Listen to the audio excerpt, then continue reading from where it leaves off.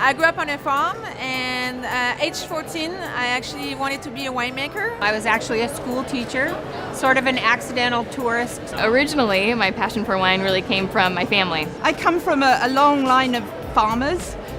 My family has been farming the same piece of land in the UK for over 300 years. So for winemaking, that really ties in for me.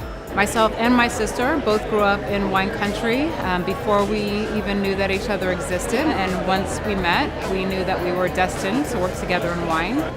I started in the lab, and when I started in the wine industry, that's where women worked. They were not winemakers, they worked in the laboratory. I worked in the cellar, and people were sort of agog when they find a woman working in the cellar. These days, it's much more normal. Actually, we have a winemaking team of 5, and 4 of us are women.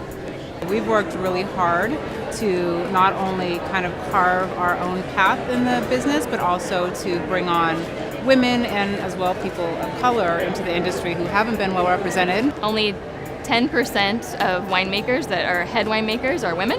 Kind of an inspiration to hopefully bring on, more women and inspire more and mentor more as much as I can. My role models and mentors have been like the generation of women that have came before me and showed the wine industry that they actually can do this job. You can never know everything there is to know about wine. It's always an education. The journey always continues, and that's also what keeps us going because we're learning every day. The process of making wine is a marriage of science and artistry. You can put your stamp on the wines, and you end up with a beautiful product that, like, who doesn't love wine? There might be people out there, but I don't know them.